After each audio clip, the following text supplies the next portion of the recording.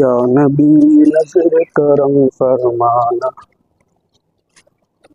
हाँ भाई, कहाँ पर हो रहा है भाई? कुछ नहीं भाई, जाओ तुम, टेंशन है थोड़ी। क्या टेंशन है? क्या हो गया? मैं बहुत देर से मना कर रहा हूँ उनसे, उनका बैठे को बता ही नहीं रहे क्या। हाँ भाई, क्या हो गया? बता बता, तू बता भाई, कोई बात ही बता नहीं रहे, कोई बात क्या हो गया? कोई बात तो होगी। अरे घर पे गए थे, घर पे खाने को नहीं मिला, खाने को नहीं। अच्छा चलो, मैं भी आ रहा हूँ, मैं बैठूंगा।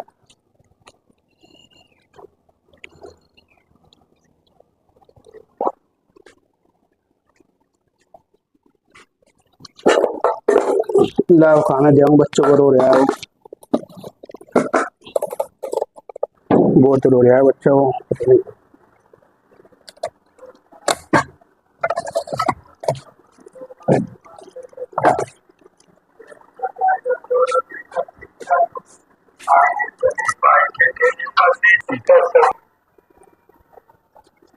एक मिनट, कहाँ जा रहे? कहाँ? अरे भाई, मैं जा रहा हूँ, जो बच्चा रो रहा है वहाँ पर। इसमें क्या है? पड़ोस में काम रहता है।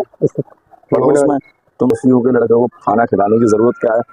वो रो रहता हूँ। नहीं नहीं नहीं, उनसे तुम्हें मालूम नहीं है हमारा उनसे झगड़ा चल रहा है, फसाद चल रहा है, उनसे हमारी लड़ाई चल रही है। ऐसे दुश्मनों के लड़कों को तुम खाना खिलाओगे? बिल्कुल नहीं खाना चाहिए, मर जाने दो उनको चाहिए। और तुम्हारे तो मालूम नहीं है उनसे हमारा झगड़ा चल रहा है, फसाद चल रहा है। नहीं, मुस्किनों को खिलाना चाहिए, भूखों को।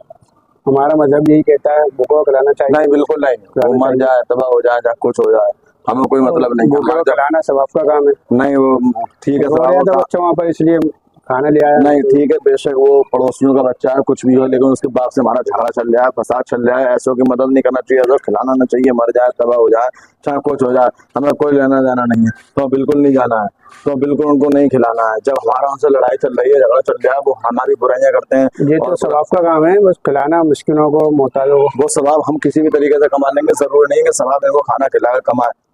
बिल्कुल नहीं, खत्म करो, उनको बिल्कुल नहीं जाना चाहिए। अस्सलामु अलैकुम वरहमतुल्लाहि वबरकातुहू। तो ऐसा ही हुआ करता है, अक्सर पड़ोसियों में झगड़े हो जाते हैं। और एक पड़ोसी के यहाँ खूब मुर्गा मुसल्लम, खूब अच्छे पकवान तैयार होते हैं, और दूसरे पड़ोसियों के बच्चे फाका किया करते हैं।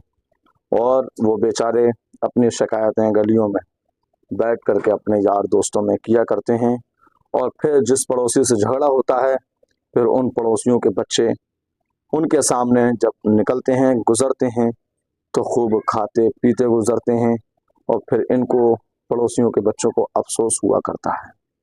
और फिर पड़ोसियों में आपस में इतने झगड़े बढ़ जाते हैं कि एक दूसरे के जानी दुश्मन हो जाते हैं, जानलेवा हमले तक करने लगते हैं। अगर किसी का बच्चा भूखा भी होता है, तो फिर पड़ोसियों का यही कहना होता है कि मर जाने दो, उनको तबाह होने दो। पड़ोसियों का जो हक और जो हुकूक होता है, वो बिल्कुल भूल जाते हैं झगड़े होने के बाद में।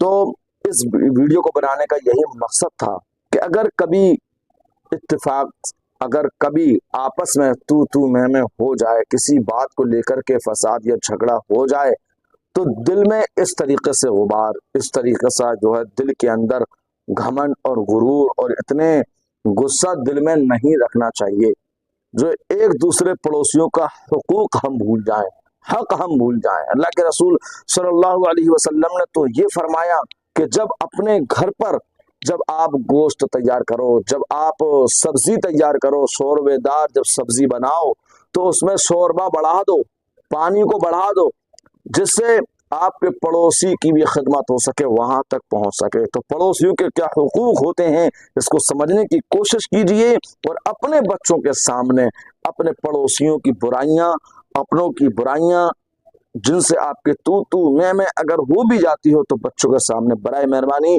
ऐसी बातें ना करें, इसलिए कि ये बच्चे फिर उन आपके पड़ोसियों के बच्चों से मोहब्बतें खत्म कर देते हैं, और आगे चल के मामला फिर बिगड़ना खत्म होते हैं, बिगड़ते चले जाते हैं, और फिर इंतशार बढ़ता चला जाता है, आगे चल के फसाद बढ़ते हैं, मोहब्बतें खत्म होती है। वीडियो बनाने का मकसद सिर्फ यही था कि आपस में भाई भाई बनकर रहिएगा, पड़ोसियों के जो हुकूक होते हैं उसको अदा कीजिएगा। अगर पड़ोसी का हुकूक अदा नहीं कर पाता, हक अदा नहीं कर पाता, तो उस पड़ोसी को चाहिए कि वो सब्र करे, उनको ताने ना दे।